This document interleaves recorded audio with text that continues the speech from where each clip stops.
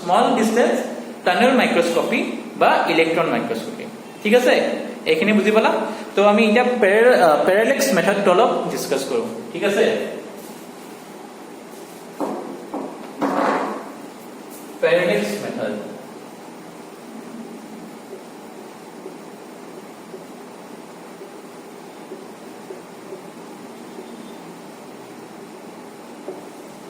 প্যাৰালেক্স মেথডটো just তোমাৰ এটা mathematical তোমাৰ ফৰ্মুলা বুলি ক'ব পাৰি বা ফর্মুলা নহয় এটা mathematical derivations of a model ঠিক আছে আমি যেটো আমি এটা ষ্টাডি কৰিম এটা তোমাৰ চাব গলে ধৰা এতিয়া তোমাৰ আমি এটা বস্তু এটা লওঁ বস্তু এটা চাব গলে যেনেকে ধৰা distance between earth and sun distance between any other object in the universe so আমি কেনেকৈ মেজার কৰিম তো কি কৰিবা এনেকুৱা এটা বস্তু এটা লৰা ঠিক আছে এই বস্তুটো আমি প্ৰথমতে এইটো এক্সট্ৰিম পজিশনৰ পৰা চাম লেফট সাইডৰ এক্সট্ৰিম পজিশন এটো আমি চালো নেক্সট আমি এইটো এক্সট্ৰিম পজিশনৰ পৰা চাম ৰাইট সাইডৰ এক্সট্ৰিম পজিশন ঠিক আছে তো এই দুটা এক্সট্ৰিম পজিশনৰ মাজত যেটো ডিসটেন্স যেনেকৈ ধৰা আমি এইটো এটা এক্সট্ৰিম পজিশন আৰ নেক্সট এইটো এটা এক্সট্ৰিম পজিশন ঠিক আছে এই দুটা এক্সট্ৰিম পজিশনৰ পৰা আমি বস্তুটোৰ অবজেক্টটো আমি মানে চাইছো এটা যেতিয়া আমি এই ফালৰ পৰা চাম অবজেক্টটো তোমাৰ অলপ বেলেগ ডিসটেন্সত দেখাব আৰু এই ফালৰ পৰা চাম তেতিয়া আমি অবজেক্টটো অলপ বেলেগ ডিসটেন্সত দেখাব ঠিক আছে তো এই যেটো দুটা এক্সট্রিম পজিশনৰ মাজত যেটো ডিসটেন্স হয় হেতুক আমি কি কম বেসিস বুজি পালা এই এটো লেফট সাইডৰ পৰা ৰাইট সাইডৰ লৈকে যেটো এক্সট্রিম পজিশন এটোক আমি কি কম বেসিস ঠিক আছে আমি এটা ম্যাথমেটিক্যালি চাই আছো ঠিক আছে তো সবা এইটো এটা অবজেক্ট এই অবজেক্টটো আমি ইয়াৰ পৰা লক্ষ্য কৰিম এইটো তোমাৰ চকু ধৰা ঠিক আছে এই চকুটো আমি ইফালৰ পৰা তোমাৰ লক্ষ্য কৰিম এবাৰ তুমি এই ফাললৈকে যাবা ৰাইট সাইডলৈকে হয়নে তো এইটো আমি ইয়াৰ পৰা চালো তো নেক্সট আমি এই ফালৰ পৰা আহিম তো এই ফালৰ পৰা আমি এইটো লক্ষ্য কৰিম ঠিক আছে তো ইহঁতৰ মাজত যেটো ডিসটেন্স এই ডিসটেন্সটো আমি কি কম বেসিস ঠিক আছে আৰু এই যেটো আমি তোমাৰ চালো এটো এটা এংগল এৰে তোমাৰ সাবটেন কৰিছে হয় না নহয় এংগল এটা ফৰ্ম হৈছে ইয়াতে এটা এংগল এটা ফৰ্ম হৈছে ধৰা আমি এংগলটো আলফা বা থিটা দি ডিনোট কৰিম ঠিক আছে তো এতিয়া আমি চাও যে তোমালোকে পঢ়ি আহিছা মেথছত এইখিনি কথা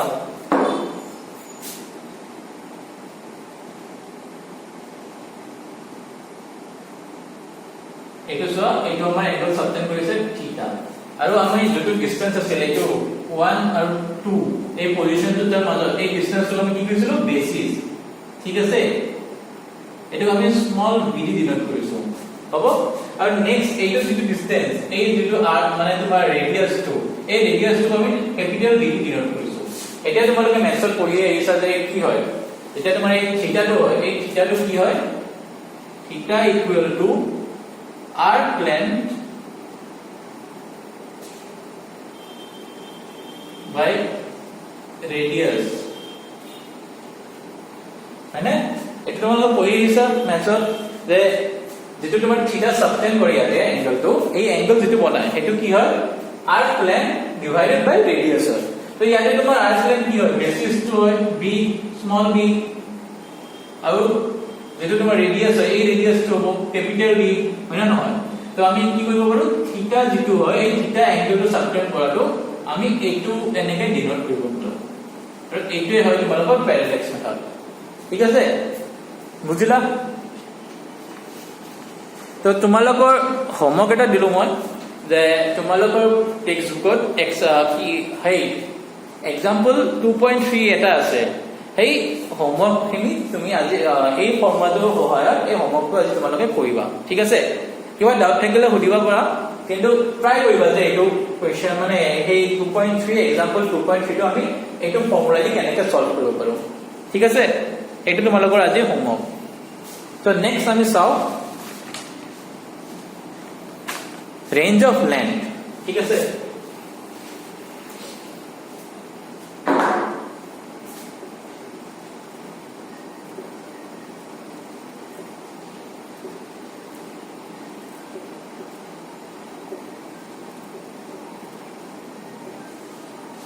ৰেঞ্জ অফ লেন্থ ঠিক আছে আমাৰ ৰেঞ্জটো তো একদম সৰু যেনেকৈ এটমৰ মাজত ডিসটেন্সৰ পৰা আৰম্ভ কৰি ইউনিভাৰ্ছত তুমি ডিষ্টেন্স বিটুইন টু ছানছ বা টু প্লেনেটছ ইমান দীঘল দীঘল ডিষ্টেন্স লাগে তো সেইবোৰ আমি কেনেকৈ মেজাৰ কৰিম হয় না তো সেইবোৰ মেজাৰ কৰাৰ কাৰণে আমাৰ স্পেচিফিক কিছুমান ইউনিটছ আছে যেনেকৈ তোমালোকে শুনিছা চাগে যে এষ্ট্ৰনমিকেল ইউনিট লাইট ইয়াৰ সেইবোৰ আমি কি কৰোঁ মেজাৰমেণ্ট অফ লাৰ্জ ডিষ্টেন্স সেইবোৰ আমি ইউজ কৰোঁ যেনেকৈ ধৰা এষ্ট্ৰনমিকেল ইউনিটছ মানে কি হয় তো তোমাৰ এষ্ট্ৰনমিকেল ইউনিটছ তোমাৰ হয় distance between sun and earth one astronomical চোৱা যেনেকৈ এষ্ট্ৰনমিকেল ইউনিট আমি ডিন'ট কৰোঁ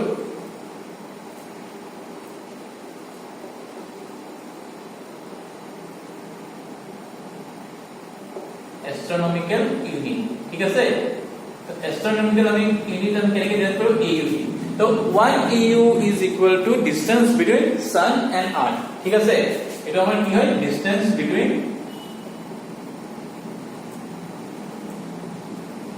sun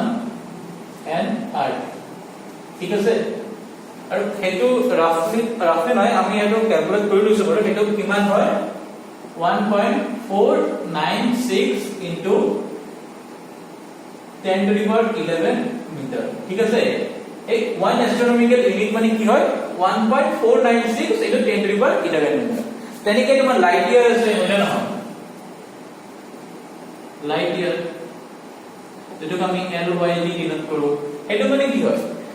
distance traveled by light in a year ঠিক আছে এটো মানে হল লাইট ইয়াৰ মানে কি হল তোমাৰ এক বছৰত লাইটে তোমাৰ কিমান ডিসটেন্স ট্ৰাভেল কৰে হেতু হল তোমাৰ লাইট ইয়াৰ আৰু হেতু তোমাৰ কিমান হয় 9.46 into 10 to the power 15 meter ঠিক আছে so one light year is equal to 9.46 into 10 to the power 11 meter ঠিক আছে এখিনি হল এটা তোমালোকৰ মনত আহিব যে আমি সৰু ডিসটেন্স কেনেকৈ মানে মেজাৰ কৰিম সৰু ডিসটেন্স আমি নিৰ্ধাৰণ কৰিবলৈ হলে আমি ইউনিট আছে স্পেসিফিক ইউনিট যিবোৰ হয় তোমাৰ ফাৰ্মি আছে এংস্ট্ৰম আছে তো সেইবোৰ ইউজ কৰো তো 1 ফাৰ্মি কিমান হয় 1 ফাৰ্মি is equal to তোমালোকৰ 10 to the power minus 50 meter আৰু 1 এংস্ট্ৰম 1 angstrom equal to তোমার 10 to the power minus 10 meter ঠিক আছে তো এইবিলাক আমাৰ ৰেঞ্জ অফ লেন্থ তো আমি ইমান ডাঙৰ তোমাৰ লেন্থ মেজাৰ কৰিবলৈ আমি এষ্ট্ৰনমিকেল ইউনিট বা লাইট ইয়াৰ এনেকা ইউজ কৰো বা সৰু ইউনিট মেজাৰ মানে সৰু লেন্থ মেজাৰ কৰিব কাৰণে আমি ফাৰ্মি আংষ্ট্ৰম এইবিলাক ইউজ কৰো ঠিক আছে এইখিনিটো বুজি পালা তো নেক্সট আমি আহো মেজাৰমেন্ট অফ মাস তো আমি মাস কেনেকৈ মেজাৰ কৰো ঠিক আছে তো আমি ভিডিও স্টাৰ্টিংতে এটা এক্সাম্পল লৈছিলো যে দোকানত গৈ তোমাৰ 5 কেজি চাউল আনিবৰ কাৰণে হয় না নহয় মনত আছে নে এক্সাম্পলটো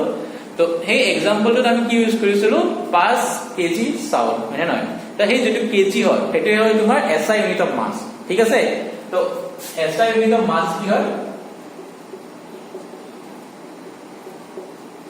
কেজি ঠিক আছে বুজিলা তো এটা তোমাৰ মাস কেনেকৈ মেজাৰ কৰে আমাৰ হয় না নহয় এটো কোৱেশ্চন আহে তো মাস মেজাৰ কৰিবলৈ আমি যেটো আমি লিখি দেখো কমনলি তোমাৰ কমন ব্যালেন্স যেটো কয় বা দাগা পাল্লা হয় না তোমালোকে দেখিছে দোকানত সবৰে গেলামালৰ দোকানত যায় তাত তোমাৰ এইটো মানে এনেকৈ মেজাৰ কৰে সেইটো দি আমি মাস মেজাৰ কৰো এটা আমাৰ কমন টেকনিক হয় কিন্তু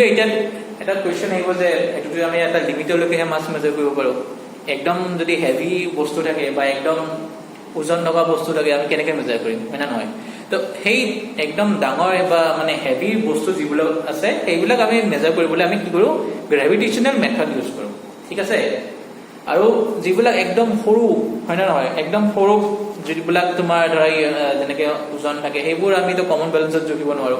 সিহঁতৰ তোমাৰ ভ্যালুই নাহিব কমন বেলেন্সত জুকিলে তো সেইবিলাক আমি কি ইউজ কৰো তোমাৰ মাস স্পেক্ট্ৰোগ্ৰাফ ইউজ কৰো ঠিক আছে এনেকৈ তোমাৰ মাস অফ এটম আমাৰ কেনেকৈ ওলাই এনেকৈ ধৰা আমি কাৰ্বনৰ মাস ওলাও নাইট্ৰজেনৰ মাস ওলাও হয় না নহয় কেমিষ্ট্ৰি তোমালোকে পঢ়িবা তো সেইবোৰ আমি কেনেকৈ ইউজ কৰো তো সেইবোৰ আমি ইউজ কৰো মাস স্পেক্ট্ৰোগ্ৰাফ ঠিক আছে এইবিলাকৰ বেছি ডিটেইলছ নালাগে তথাপি মই অলপ তোমালোকক বুজাই দিব কাৰণে মাস স্পেক্ট্ৰোগ্ৰাফটো কেনেকৈ হয় অলপ বুজাই দিছো তোমালোকে ধৰা এটমিক মাস ইউনিট শুনি আছে চাগে AMU শুনা নাই যদিও তোমালোকে কেমিষ্ট্ৰি পঢ়িবা এটমিক মাস ইউনিট এটো কয় আমাৰ এটমিক মাস ইউনিট ঠিক আছে তো এই এটমিক মাস ইউনিট দি আমি আমাৰ এটম বিলাকৰ মাস মানে আমি নিৰ্ধাৰণ কৰো ঠিক আছে এটা এটা এটমিক ইউনিট বুলি ক'ব পাৰি তো আমাৰ 1 as a question is 1 AMU equal to what so আমি যদি কওঁ 1 AMU is equal to তোমার 1/12 mass of carbon 12 atom ঠিক আছে তো আমার এই এটমিক মাস ইউনিটৰ তোমাৰ যেটো তোমাৰ ভ্যালু হয় এই ভ্যালুটো আমি কেনেকৈ উলাইছো কাৰ্বন 12 যেটো এটম আছে তাৰে তোমাৰ মাছৰ 1/12 যেটো ভ্যালু হয় হেতু is equal to 1 atomic mass unit ঠিক আছে একেলগে বুজি পালা আমাৰ 1 AMU ইকুৱেল টু 1/12 সো মানে এইটো যেটো এটম দেখো এই C12 এটম এই C12 এটমৰ পৰা তোমাৰ যেটো মানে এক ভাগ কি 12 ভাগৰ এভাগ হ'ব এই 12 ভাগৰ এভাগটো যেটো তোমাৰ এটা ভ্যালু পাম ন আমি সেই ভ্যালুটোৱে তোমাৰ কিমান হ'ব 1 মাস ইউনিট ঠিক আছে এখিনি বুজি পালা তো নেক্সট আমি চাও ৰেঞ্জ অফ মাস ঠিক আছে ৰেঞ্জ অফ মাস আমাৰ মানে মাসটো আমি কিমান ৰেঞ্জলৈকে মেজাৰ কৰিব পাৰো ঠিক আছে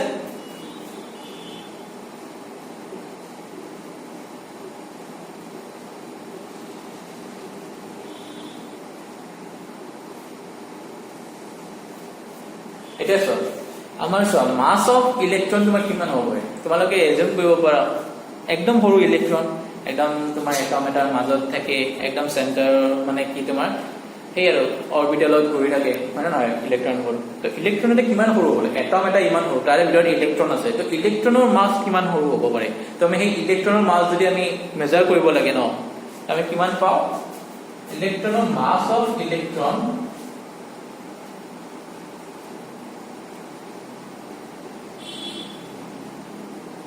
is equal to 10 to the power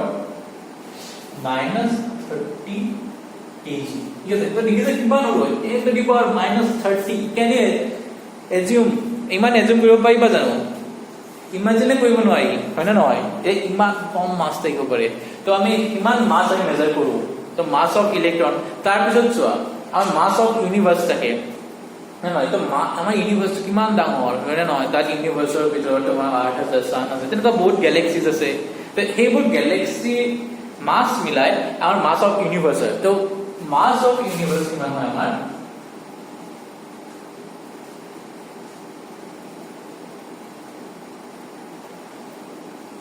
equal to 10 to the power 55 kg তো সোয়া mass of electron কিমান হল 10 to the power minus 30 আৰু mass of universe কিমান 10 to the power 55 kg তো কিমান দেখিছানে এই ৰেঞ্জটো দেখিছানে না কিমান ডাঙৰ ৰেঞ্জ এটা মাছৰ তো দেখিলা তো আমি এইখিনি সাথে বুজি পালা এতিয়ালৈকে mass of electron আৰু mass of universe এইটো সিম্পল কনসেপ্ট হয় জাস্ট আমি ৰেঞ্জ অফ মাস তো আমি বুজাবলৈ এইখিনি মই মানে দেখাইছো ঠিক আছে সো নেক্সট আমি সব measurement of time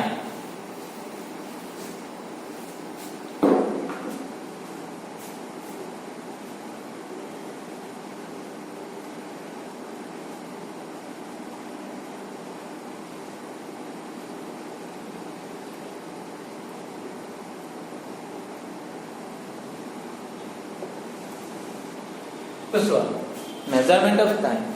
measurement of টাইমৰ আমি এসআই ধৰি এটা যে আমি চাও টাইমৰ এসআই ইউনিট কি হয়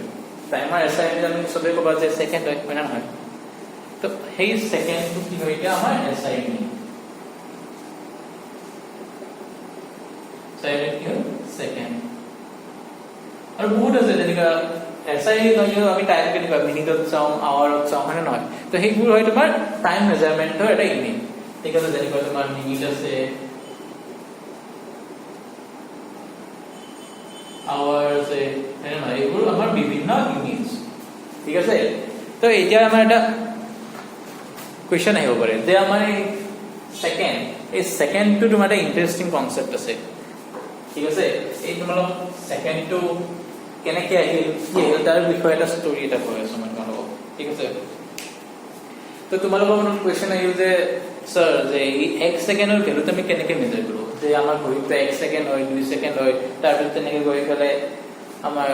মিনিট হৈ যায় আৱাৰ হয় না নহয় তো সেই 1 সেকেন্ডৰ আমাৰ যেটো ভ্যালু এক সেকেন্ডৰ ভ্যালুটো আমি কেনেকে পাইছো আমি এটমিক ক্লকৰ পৰা মেজাৰ কৰি পাইছো বুজি পাইছা এটমিক ক্লক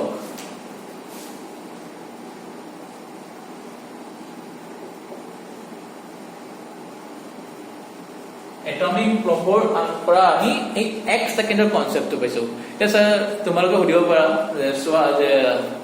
স্যাৰ যে আপনি মোক কক যে এক সেকেন্ডৰ কনসেপ্ট আমি এটমিক ক্লকৰ পৰা কেনেকে পালো ঠিক আছে তো এতিয়া সোৱা এই এটমিক ক্লকত আমি কি কৰো সিজিয়াম এটম ইউজ কৰো ঠিক আছে সিজিয়াম সিএস এটা আমৰা সিএস 133 এটম ইউজ কৰো ঠিক আছে তো এই সিএস 133 এৰ যেটো পিৰিয়ডিক ভাইব্ৰেশন হয় না সেই পিৰিয়ডিক ভাইব্ৰেশনকে আমি কি কৰো 1 সেকেন্ড হিসাবে ক্যালকুলেট কৰো তোমাৰ যিবোৰ মানে যিকোনো এটম থাকে সিহঁতৰ নেচাৰেল এটা ভাইব্ৰেশন থাকে ধৰা আমি যেনেকৈ আমি ধৰা এতিয়া কাষৰ ওচৰত বা যিকোনো তোমাৰ সাবষ্টেন্স হওক সিহঁতৰ ভিতৰত যিমান কি এটম আছে সিহঁতে সব নেচাৰেল ভাইব্রেশন ষ্টেট থাকে ঠিক আছে তো এই এটমিক ক্লকত আমি যেটো সিজিয়াম ইউজ কৰো সেই সিজিয়ামটো তোমাৰ সেই যোনটো মানে এটম থাকে সেইবোৰ ভাইব্ৰেট কৰি থাকে তো সেইবোৰ যেটো পিৰিয়ডিক ভাইব্ৰেশন হয় এই পিৰিয়ডিক ভাইব্ৰেশনকে আমি এটা মানে সেকেন্ড হিচাপে আমি নিৰ্ধাৰণ কৰিছো ঠিক আছে এতিয়া যদি আমি চাও এই সিজিয়াম এটমৰ সিজিয়াম 133 এটমৰ 9192631 770 vibrations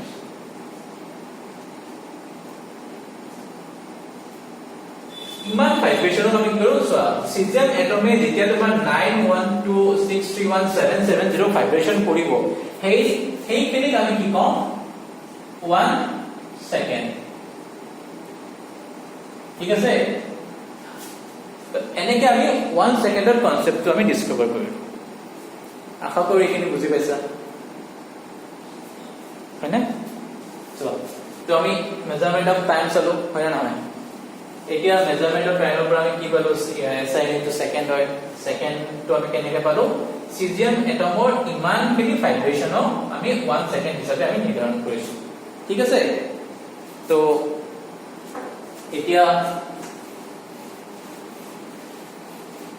আজিৰ সেশনটোত আমি কি কি শিকিলো হয় না তো প্ৰথমতে চ্যাপ্টাৰটো স্টাৰ্ট কৰোতে আমি এজেন্ডা খিনি কৰি গৈছিলো যে আজি আমি কি শিকিম ইন্ট্ৰোডাকশন টু শিকিম বেসিক ইন্ট্ৰোডাকশন টু কি হয় হয়নে তাৰ পিছত টাইপস অফ মেজাৰমেন্ট সিস্টেম আমি কি হয় সেই শিকিলো যেনেকে তোমাৰ FPS MKS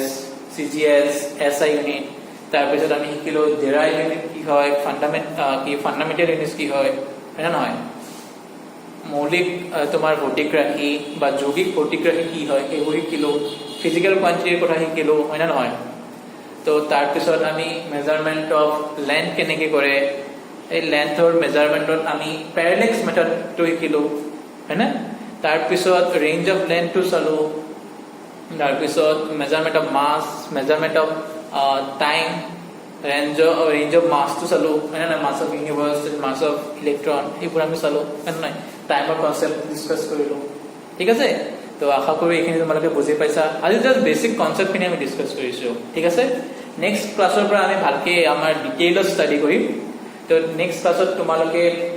সেইবোৰ এৰাৰ্স থাকিব একুৰেসি প্ৰেচিজন সেইবোৰ আমি ডিসকাস কৰিম যিবোৰ তোমাৰ মানে ম্যাথমেটিক্যাল টাৰ্মছ আছে কিছুমান সেইবোৰ আমি ডিসকাস কৰিম ঠিক আছে তো আশা কৰো তোমালোকে বুজি পাইছা so thank you for attending the class see you in the next class thank you